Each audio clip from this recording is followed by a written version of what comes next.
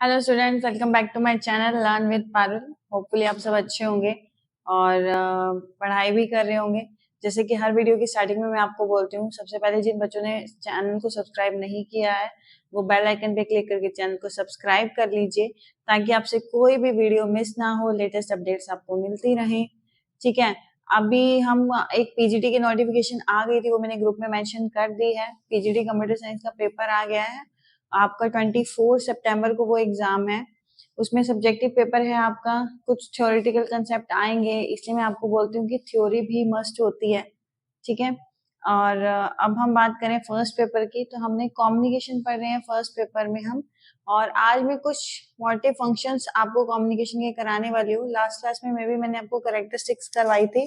ठीक है, तो कम्युनिकेशन के बारे में आपको वैसे तो समझ में आ ही गया होगा कि कम्युनिकेशन क्या होता है। कम्युनिकेशन आपका रिलेटेड टू हमारी इंफॉर्मेशन को शेयर करना, इंफॉर्मेशन को ट्रांसफर करना, उसी से रिलेटेड है। ठीक है, उसके बाद हमने कुछ मॉडल्स भी पढ़े जिसमें सेंडर होता है, रिसीवर होता है, चैनल्स के थ्रू होता है। अब मैसेज किस किस तरह के हो सकते हैं, उसके क्या क्या फंक्शंस हो सकते हैं, वो हम पढ़ने वाले हैं। सबसे पहला आपका जो मैक्रो फंक्शन आता है कम्युनिकेशन का, वो आता है इमोटिव फंक्शन। इमोटिव वर्ड से ही आपको समझ में आ रहा है, यहाँ पर इमोशंस से रिलेटेड है। जैसे अगर आप कोई खुश होते हो तो आप बोलते हो हुर्रे, ठीक है, ये पी।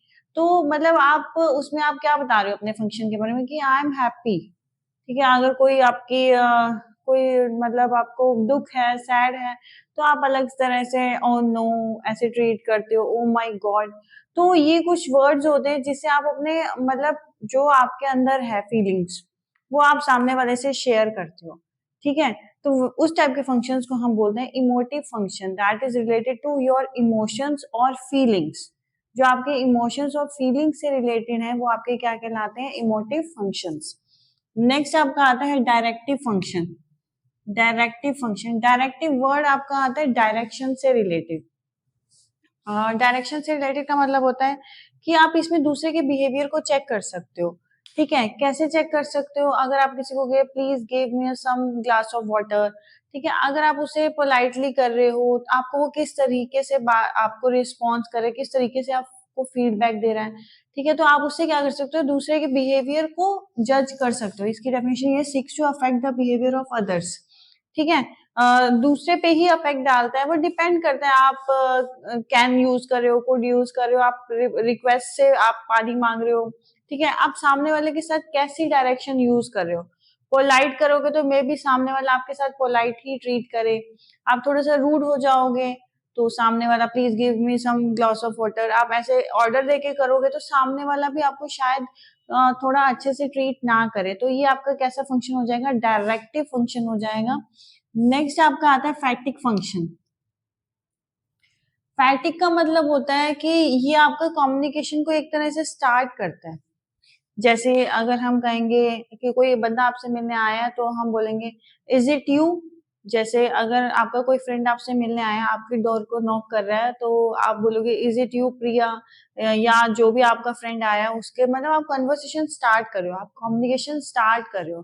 तो जब आपका कम्युनिकेशन लिंक, आपका चैनल स्टार्ट होता है, तो उस टाइप के हम फंक्शंस को हम क्या बोलते हैं, फैटिक फंक्शन। देखो यहाँ लिखा हुआ है, open the channel of communication and checking that is working और नॉट। मतलब आप स्टार्ट करोगे, आप ये देखोगे ये काम कर रहा है या नहीं कर रहा। जैसे मैंने अभी आपको एग्जांपल दे दिया, इज इट यू प्रिया। ठीक है, तो मतलब हमने कन्वर्सेशन स्टार्ट की है। अब सामने से कैसा फीडबैक आ रहा है, कैसा रिस्पॉन्स आ रहा है, वो डिपेंड करेगा इसके ऊपर। ठीक है, नेक्स्ट आपका आता है पोएटिक फंक्शन। पोएटिक आपका मतलब आपके मैसेज के एसेंस पे डिपेंड करता है कि आप किस वे में बात कर रहे हो। समटाइम्स हम राइमिक वर्ड्स यूज करते हैं हमारे मैसेज में, तो वो आपके पोएटिक फंक्शन के अंदर आते हैं। और जैसे हम बोलते हैं अलेक्जेंडर द ग्रेट अलेक्जेंडर, उनका मीनिंग आपका सेम है, बट उसका जो एसेंस है, बोलने का तरीका है, वो क्या है, थोड़ा सा डिफरेंट है। मीनिंग आपका क्या रहेगा, सेम आएगा। पोएटिक वर्ड्स आपके कुछ रिलेटेड वर्ड्स होते हैं, रिम झिम ऐसे टाइप करके राइमिक वर्ड्स होते हैं, वो आपके किस टाइप के फंक्शन में आते हैं, पोएटिक फंक्शन के अंदर आते हैं। नेक्स्ट आपका इसके अंदर आता है रेफरेंशियल फंक्शन। रेफरेंशियल का मतलब होता है कि रेफरेंस के थ्रू, मतलब कोई इंफॉर्मेशन हमें कन्वे करनी है यूजिंग रेफरेंस, मतलब किस बारे में हमें बात करनी है, क्या रेफरेंस लेके हमें बात करनी है, वो हमारे किस में आएगा, रेफरेंशियल फंक्शन के अंदर आएगा। ठीक है, उसके बाद आपका आता है कंटेक्सचुअल फंक्शन। कंटेक्सचुअल फंक्शन के अंदर आता है कि आपका मैसेज स्टार्ट करने से पहले कोई ना कोई कंटेक्स्ट होना चाहिए, जैसे right let start the meeting now. तो यहाँ राइट वर्ड से हमने क्या किया, मैसेज को क्रिएट करना स्टार्ट किया।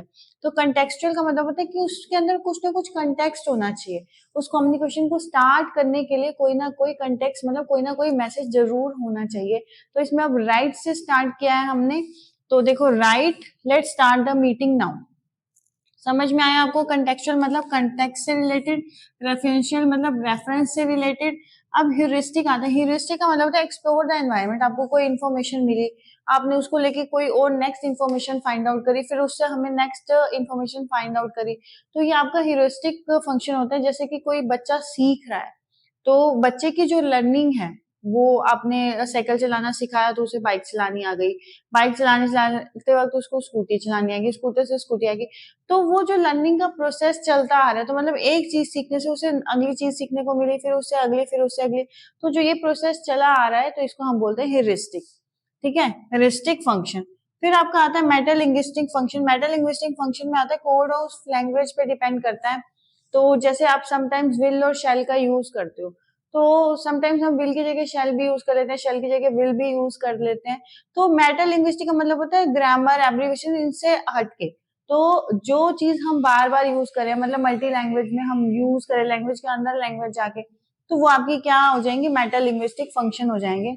इसके अलावा भी इसके कुछ फंक्शंस होते हैं, वो भी हम पढ़ लेते हैं इसके अंदर। ठीक है, ये फंक्शंस आपको समझ में आ ही गए होंगे। कुछ और फंक्शंस हैं, वो भी मैं आपको अभी करवा देती हूँ साथ में।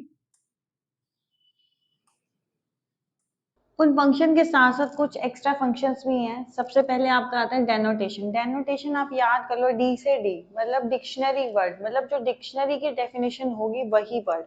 जैसे होम के लिए आपका हाउस होगा, या मतलब एक पर्टिकुलर वर्ड होगा जो डिक्शनरी मीनिंग होगा आपका वही।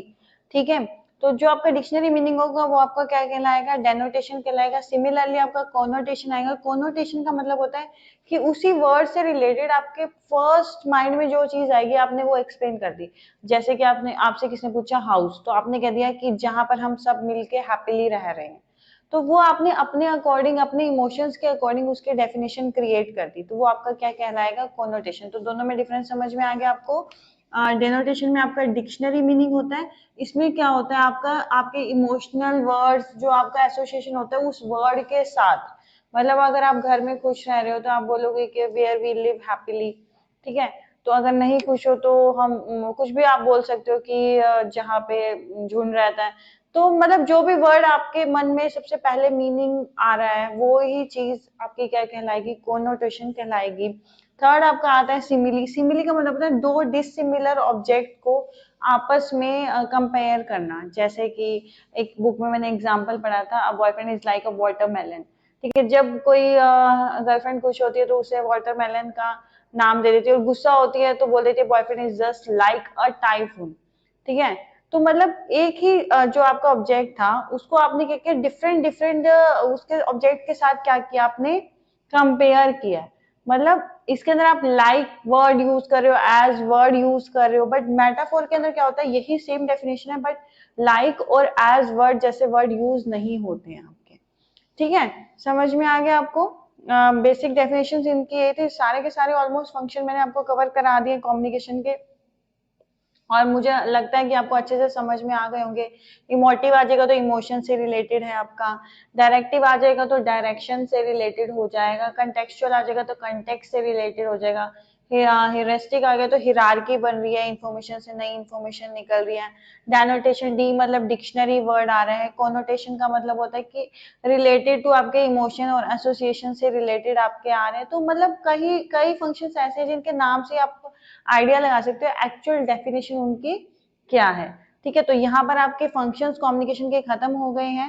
नेक्स्ट क्लास में मिलते हैं नेक्स्ट वीडियो के साथ। और अगर आपको ये वीडियो अच्छी लग रही है तो आपको वीडियो को लाइक करना है, चैनल को सब्सक्राइब करना है, और अच्छे अच्छे कमेंट्स करना तो प्लीज मत भूलिए। नेक्स्ट क्लास में मिलते हैं।